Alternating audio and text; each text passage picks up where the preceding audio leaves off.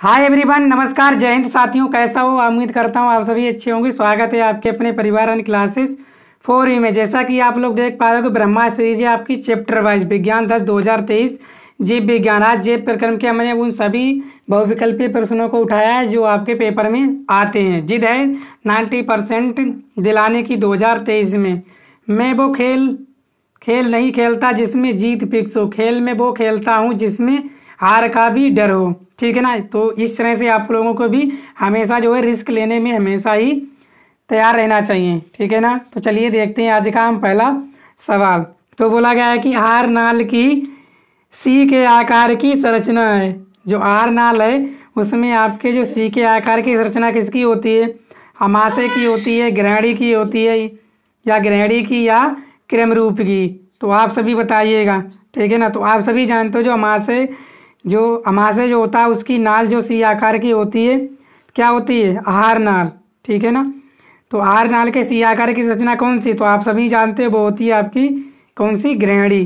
तो option number जो है इसमें भी ग्रहणी दे रखा है और इसमें भी आपका ग्रहणी है। तो राइट आंसर कौन सा हो जाएगा? आपका ग्रहणी। ठीक है, ग्रहणी आपका सही आंसर है। आगे चलते हैं सवाल नंबर 2।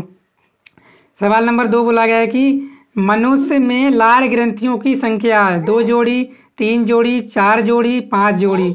तो मनुष्य में लार ग्रंथियों की संख्या कितनी है? तो आप सभी जानते हो जो मनुष्य में लार ग्रंथियां होती हैं वो होती हैं आपकी कितनी? 3 जोड़ी, यानी कि 6 ग्रंथियां होती हैं। तो ऑप्शन नंबर सेकंड जो है इसका बिल्कुल सही आंसर है। ठीक है ना। कितनी होती हैं आपकी? 3 जोड़ी ग्रंथियां होती हैं मनुष्य की लार में। आगे क्रमरूप परिशेषिका का भाग है कौन है? छोटी आंत, अग्नाशय, बड़ी आंत, लाल ग्रसन नली।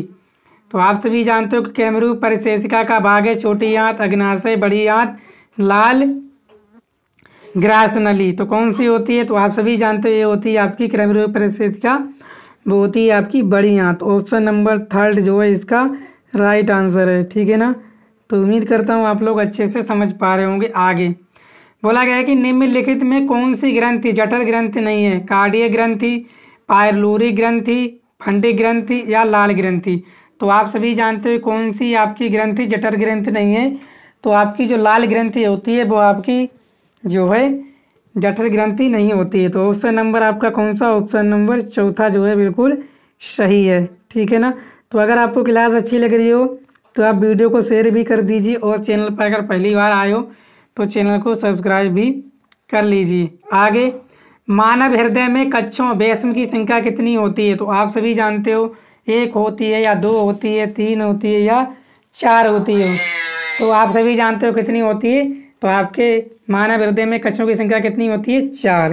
तो ऑप्शन नंबर जो थर्ड है ना, फोर्थ वाला, वो बिल्कुल सही है। ठीक है ना। ऑप्शन नंबर फोर्थ बिल्कुल सही है। आगे पल्मोनरी, जिसे हम फुफ्फुस बोलते हैं, सिरा खुलती है, ठीक है, या रुधिर लाती है। कहाँ खुलती है या कहाँ से जो है खून, रुधिर का मतलब क्या होता है? खून। कहाँ से लाती है? तो आप सभी जानते हो कहाँ से लाती है? आपके बाएं आलिंद से। कहाँ से लाती है? आपके बाएं आलिंद से। ऑप्शन नंबर कौन सा है आपका? ऑप्शन नंबर दूसरा जो है बिल्कुल सही है। ठीक है ना। तो बाएं आलिंद से लाती है, आपका महत्वपूर्ण सवाल है। ठीक है ना। इसको इम्पोर्टेंट करके लिख लीजिएगा। ठीक है। आगे दिखाते हैं आप लोगों को नेक्स्ट सवाल की तरफ। सवाल नंबर 7 क्या बोला गया है कि मनुष्य में दुग्ध ग्रंथि, स्तन ग्रंथि रूपांतरी रचना है किसकी है? श्वेत ग्रंथि की, तेल ग्रंथि की, लार ग्रंथि की, जठर ग्रंथि की। तो आप सभी जानते हो कि मनुष्य में दुग्ध ग्रंथि आपकी होती है तेल ग्रंथि की। कौन सी होती है आपकी? तेल ग्रंथि की। ऑप्शन नंबर जो सेकंड है दूसरा वाला बिल्कुल सही है। ठीक है ना। सवाल नंबर हम लोग 8 देखते हैं। बोला गया कि फेफड़ों में शुद्ध रक्त आता है कहाँ से? बाएं लिंद में, दाएं लिंद में, बाएं निलय में, दाएं निलय में। तो कहाँ से आता है फेफड़ों में शुद्ध रक्त? तो 8वां सवाल है। तो आप सभी जानते हो कहाँ से आता है? आपका बाएं अलिंद में। तो ऑप्शन नंबर जो फर्स्ट है वो बिल्कुल सही है। ठीक है ना। तो आपका उम्मीद करता हूँ आप लोग समझ पा रहे होंगे। बहुत ही इंपॉर्टेंट सवाल है जो मैं आपको करा रहा हूँ। आगे शुद्ध रुधिर को शरीर के विभिन्न भागों में ले जाती है। जो आपका खून शुद्ध होता है ना वो रुधिर को शरीर के किन भागों में ले जाती है? सिराएं, दायां निलय, महाशिरा, या महाधमनी। तो कौन सा आपका शुद्ध रुधिर को आपको शरीर के विभिन्न भागों में ले जाती है? कौन ले जाता है? शिराएं ले जाती हैं या महाशिरा या दायां नीला या महाधमनी? तो आप सभी जानते हो कौन ले जाता है? महाधमनी ले जाती है शुद्ध रक्त को शरीर के विभिन्न भागों में। महाधमनी के बाद आपकी छोटी छोटी महाधमनियाँ भी होती हैं, वो भी यही काम करती हैं, ठीक है ना। चलिए, और शिराएं क्या काम करती हैं? ठीक है ना, जो आपका बचा हुआ है ना अशुद्ध, उसको कहाँ ले जाती हैं? वापस दोबारा फिल्टर के लिए ले जाती हैं, ठीक है ना। आगे, मनुष्य में कृंतक या छेदक दांतों की संख्या कितनी है?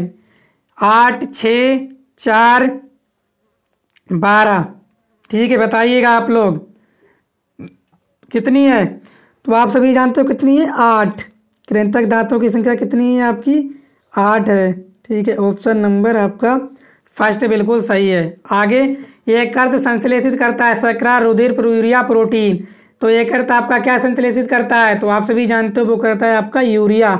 ऑप्शन नंबर थर्ड है बिल्कुल इसका सही आंसर। आगे, ग्रास नली द्वार पर लटकी हुई पत्ती के समान कार्टिलेजी रचना कहलाती है एपीफेरिक्स, एपीग्लोटिस, एल्वियोलाई या श्लेष्मावरण, ठीक है, क्या कहलाती है? आप बताइए 12वां, ठीक है। तो आप सभी जानते हो एपीग्लोटिक्स कहलाती है, ठीक है ना। सेकंड नंबर आपका ऑप्शन बिल्कुल सही है। आप लोग भी याद करते चलिए, आपके पेपर में आती हैं। मैं इसको 2 पार्टों में आपको कराने वाला हूँ। आगे, मनुष्य के प्रत्येक जबड़े में चबड़क दंतों की संख्या कितनी होती है?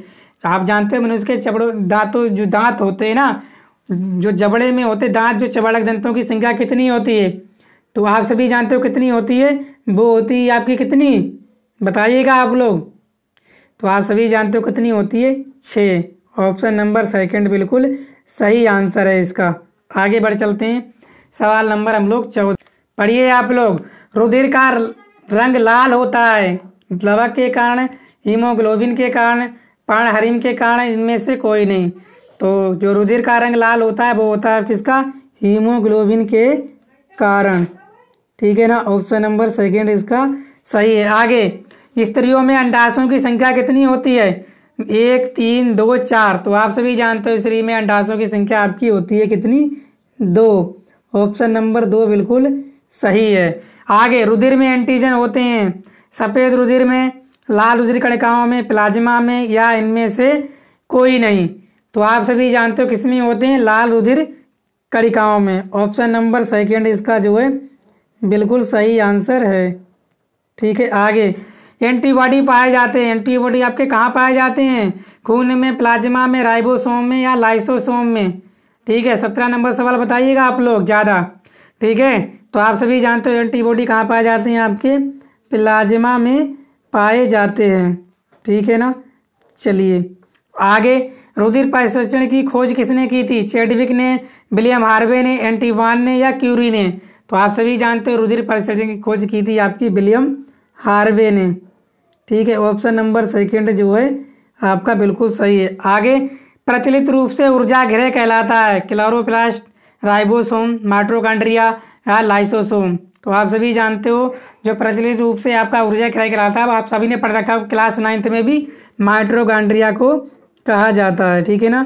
तो इसका जो थर्ड नंबर ऑप्शन है वो बिल्कुल सही है। आगे, दाएं नीले में अशुद्ध रक्त किस अंग में आता है? जो दाएं नीले होता है आपके, आप 4 नीले होते हैं आपके हृदय में, उसमें जो है अशुद्ध रक्त किस अंग में जाता है? किस अंग में जाता है? सवाल नंबर आपका 20, ठीक है। तो आप सभी जानते हो शुद्ध रक्त हमसे कहाँ जाता है? फेफड़ों में जाता है। शुद्ध रक्त कहाँ जाता है? आपका हृदय में जाता है। तो इसका ऑप्शन नंबर फर्स्ट जो है बिल्कुल सही है। पित्तरस का स्त्रावण होता है पित्ताशय में, यकृत से, अग्नाशय से, या आमाशय से? तो पित्तरस का स्त्रावण कहाँ से होता है? तो आप सभी जानते हो कहाँ से होता है? आपके लीवर यानी कि यकृत से होता है। तो यही थे आज के हमारे महत्वपूर्ण 21 सवाल। आगे और भी सवाल है महत्वपूर्ण, वो मैं आपको कल कराऊंगा, ठीक है। तो कैसी लगी क्लास? आप लोग वीडियो को कर दीजिए शेयर और चैनल को कर लीजिए सब्सक्राइब, ठीक है ना। Thank you.